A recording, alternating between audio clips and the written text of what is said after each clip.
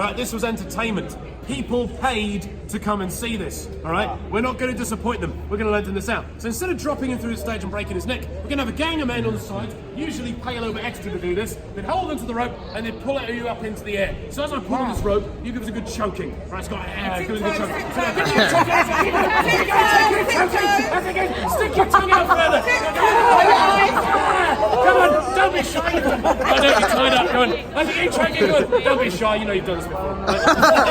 I'll lay you back down, so go take a bit of a breath. So go take a bit of a breath. Get some colour back in your cheeks, and they start to string you back up against. Go, Now they do this around 3 to 4 different times. They know when to stop because the face would go completely blue. The eyes and nose, the tissues would actually tend to tear. So the bleeding would actually be soaking out through the tissues. So out from your eyeballs, out from your nose, it'll be bleeding out. The ears will be doing the same. But because that pressure of blood in the head, the eardrums, they would usually burst. So you'd have this kind of hanging viscera, and they kind of just dangling down on the sides, kind of wobbling down. And the tongue would swell up so much with blood, it would actually fill the mouth and start to tear on the sides. So when we see that, we think, right, chicken's done.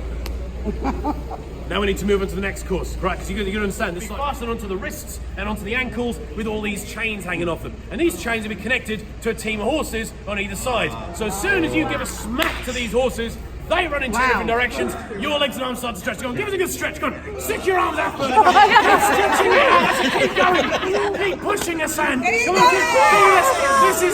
This is like extreme yoga. Right, go on. Think of it like tantric yoga. Go on, keep on pushing out, stretching out. And at a certain point, you'd hear a nice pop, and all of his shoulders and all of his hips, but they would all dislocate out. And you are saying you ain't going anywhere. That's it, wobbling around, but stay like that. Stick your arms up, come on, that's it, we're not finished. Right. Now at this stage, we'd have a big charcoal brazier filled in front of all these tools, all getting nice and red hot. First we take out is a flagell, right? That's an iron rod with these iron chains hanging off it, with all these little nails, all these little blades, all these little hooks, all guarded around.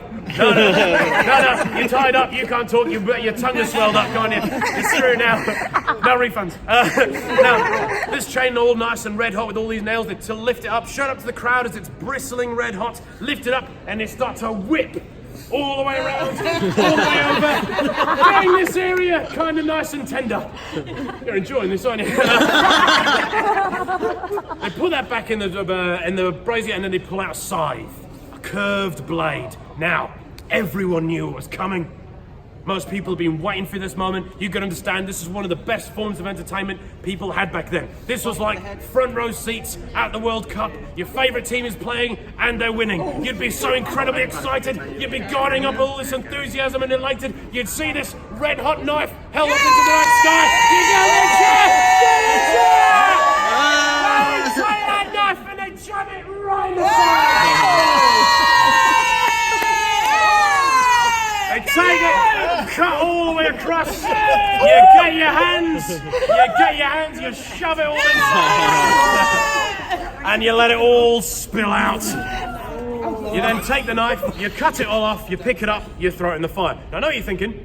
You're probably thinking, right, well, yeah, Hassan's not going to be around for very long, is he? But you'd be wrong. Still around? No, but you'd be wrong, because you'd be dead wrong, because the intestines don't contain any of the major arteries. They're all gone, bye-bye. How do you like to eat your steak? You like medium? Well done. Well done. Medium rare. Oh, mid well. All right, so just chewy. Yeah, chewy. Right, all right.